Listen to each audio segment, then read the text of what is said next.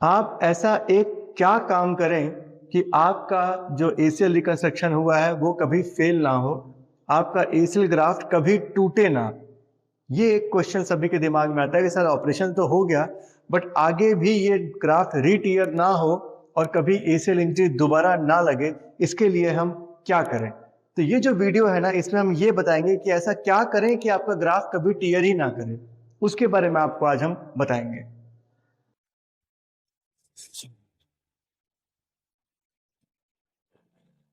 नमस्कार दोस्तों, मैं हूं डॉक्टर नीरज श्रीवास्तव। मैं एक आर्थ्रोस्कोपी और स्पोर्ट्स इंजरी सर्जन हूं और स्कोपी क्लिनिक वाराणसी में प्रैक्टिस करता हूं और वहां का डायरेक्टर हूं। तो देखिए, जैसा कि हम सब जानते हैं कि जो लिटरेचर शो करता है कि जिसका एक बार एसीएल टीयर हो जाए, तो जो वेस्टर्न लिटरेचर है वो ये बोलता है कि ऑलमोस्ट 25 to 30% चांसेस है कि उसमें दोबारा एसीएल इंजरी होगी। ये एसीएल इंजरी आपके ऑपरेटेड लेग में भी हो सकती है और आपके दूसरे लेग में भी हो सकती है। तो हमारे देश में अगर हम देखें तो उतना एक्टिव हम स्पोर्ट्स में नहीं है, तो डेफिनेटली ये चांसेस 25 से 30% तो नहीं, लेकिन कम से कम 15% तो जरूर ही होते हैं, जो कि मैं अपने मरीजों में भी देखता हूं कि जिसका मैंने एक एसीएल रिकंस्ट्रक्शन किया वो 1-2 साल के अंदर में अपना दूसरा भी पैर का एसीएल तोड़ लेता है। और कई बार अपना वेल डन जो एसीएल हमने किया था वो भी 4 साल बाद दोबारा तोड़ लेता है और दोबारा आता है। तो ये क्या कमी है, क्या ऐसा कर दें कि हमारा एसीएल जो है वो फिर कभी टूटे ही ना। तो देखिए, इसके दो तरीके हैं। एक तो है कि आप चलना फिरना ही बंद कर दें, स्पोर्ट्स ही बंद कर दें, बिल्कुल बचा कर रहे हैं, बट फिर आपकी क्वालिटी ऑफ लाइफ बिल्कुल बेकार हो जाती है। तो ये नहीं करना है। आप एक्टिव रह के कैसे अपने एसीएल को बचा सकते हैं, तो उसमें जो सबसे इंपॉर्टेंट पॉइंट आता है वो आता है आपके प्रोप्रियोसेप्शन का। प्रोप्रियोसेप्शन मतलब क्या हुआ, जो आपका बैलेंस है, जो आपका बैलेंस है बॉडी का।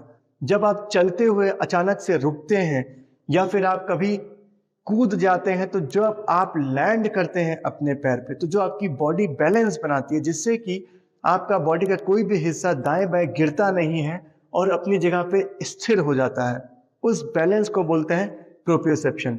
या फिर अगर आप चल रहे हैं और आपका पैर जरा सा स्लिप किया, तो जिस इंसान का बैलेंस या प्रोप्रियोसेप्शन अच्छा नहीं है वो पूरी तरीके से गिर जाएगा, पर जिस इंसान का प्रोप्रियोसेप्शन अच्छा है वो अपने आप को दाएं बाएं ऐसे करके बैलेंस कर लेता है।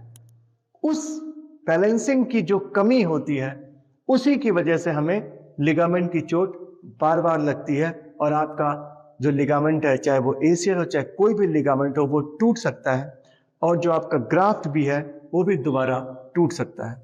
तो हमको अपने प्रोप्रियोसेप्शन को मजबूत करना है। अगर आप हमारे पुराने वीडियोस को फॉलो करेंगे तो उसमें ये भी मैंने बताया हुआ है कि एसीएल के फेल होने का सबसे कॉमन रीजन है लैक ऑफ रिहैब।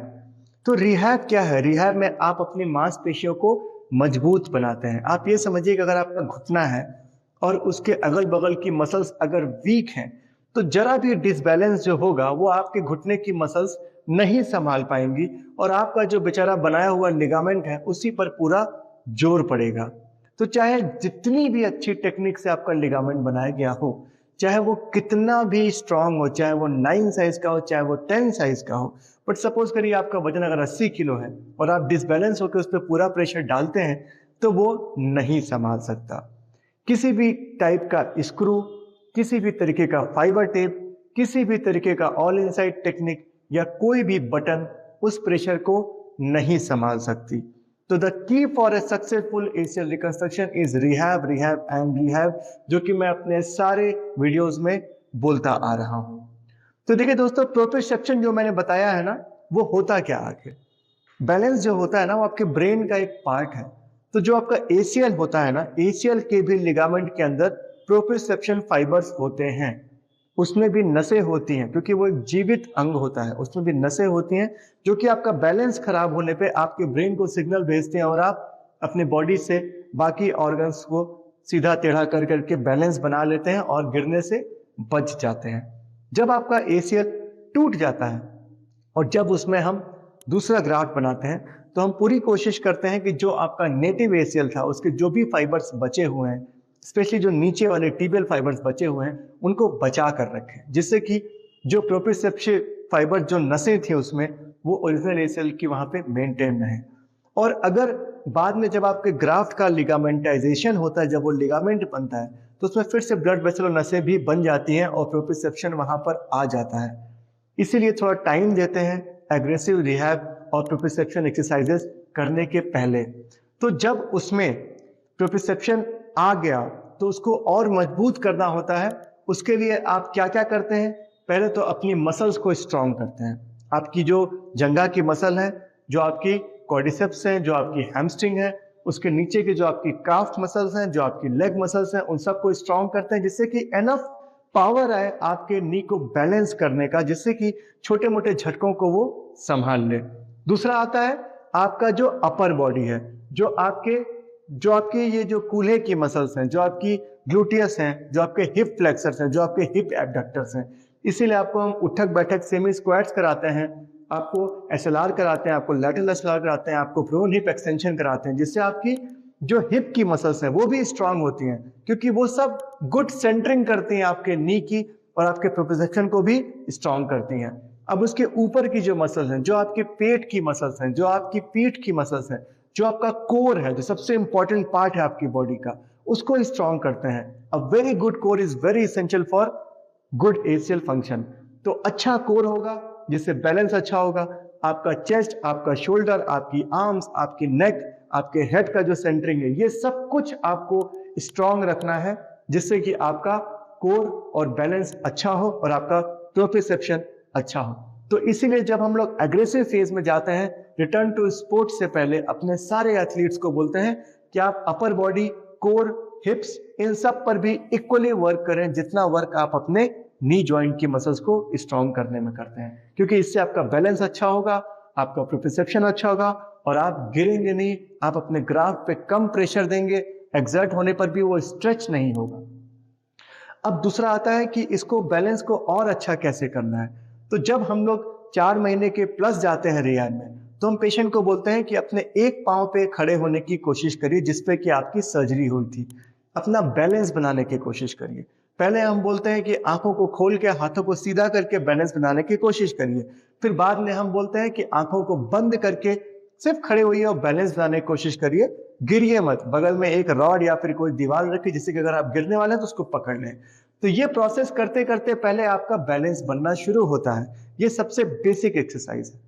जब ये एक्सरसाइज पूरी हो जाती है तो हम पेशेंट से बोलते हैं कि आप अपने जो पैर है उसके नीचे कोई तकिया या फिर कोई भी बैलेंसिंग सी सॉफ्ट चीज रखें, जिससे कि थोड़ी वो हिलती डुलती रहे, और आप अपना बैलेंस पहले आंखों को खोल करके बाद में आंखों को बंद करके बनाएं। ये सेकंड प्रोप्रियोसेप्शन की एक्सरसाइज हुई। फिर हम पेशेंट को बोलते हैं कि आप साइड वॉकिंग करिए, दाएं तरफ वॉक करिए, फिर बाएं तरफ वॉक करिए, तेजी से करिए। फिर उसके बाद हम पेशेंट को बोलते हैं कि आप क्रिस क्रॉस दौड़िए, बीच बीच में कुछ ऑब्स्टेकल्स रख के क्रिस क्रॉस सांप की तरह दौड़िए। पहले ऐसे, फिर वापस उल्टा दौड़िए।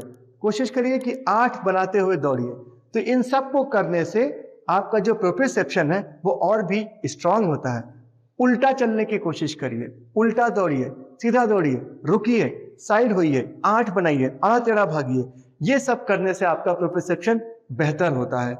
ये बहुत ही जरूरी है अगर आपको रिटर्न टू स्पोर्ट्स में जाना है। देखिए दोस्तों, जब भी हम किसी भी स्पोर्ट्समैन को रिटर्न टू स्पोर्ट्स में भेजते हैं, उसके पहले उसका हम हॉप टेस्ट करते हैं, जिसमें कि उसको ऑपरेटेड लेग से हम ऐसे हाथ को सीधा करके कूद कूद के चलने के लिए बोलते हैं। ये भी एक प्रोप्रियोसेप्शन का ही टेस्ट है कि आपका लिगामेंट स्ट्रांगली पकड़ लिया, लिगामेंटाइजेशन हो गया, आपकी मसल्स इतनी स्ट्रांग हो गई कि आप बिना डिसबैलेंस हुए एक पैर से कूद करके 3 बार हॉप करके जा पा रहे हैं। तो अगर आपने ये टेस्ट पास नहीं किया तो आपको रिटर्न टू स्पोर्ट्स के लिए मना करते हैं, क्योंकि बहुत ही हाई चांस है कि आप फिर से अपने लिगामेंट को इंजर कर लेंगे। तो एक कॉमन पर्सन जो कि स्पोर्ट्समैन नहीं है, उसको भी हम लोग यही बोलते हैं कि अपने प्रोप्रियोसेप्शन को स्ट्रांग करिए। प्रोप्रियोसेप्शन को स्ट्रांग किए बिना अगर आप खेल में वापस जाने की कोशिश किए, या फिर कभी आप खेल नहीं भी खेल रहे हैं और आप पे कोई एग्रेसिव एक्टिविटीज अचानक से करनी पड़ गई, तो आपके लिगामेंट पे बहुत ज्यादा जोर पड़ने का होगा, जिससे कि उसको टूटने की संभावना दोबारा बन सकती है। और ये चीज आपके अपोजिट लिम्ब में भी हो सकता है, जो कि नॉर्मल था।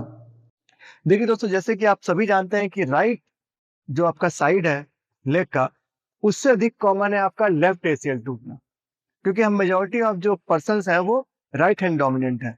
तो दाहिने हाथ का जो आदमी है उसका दाहिना हाथ ज्यादा स्ट्रांग हुआ पर टूटता लेफ्ट एसियल है, बिकॉज जब भी आप कूदते हैं, फांदते हैं या किक करते हैं स्पोर्ट्स में, तो आपका लैंडिंग लेग जो होता है वो लेफ्ट होता है, उसी पे ट्विस्टिंग होता है, सीधा लैंड नहीं किए, बैलेंस नहीं बना पाए और आपका पैर घूम गया।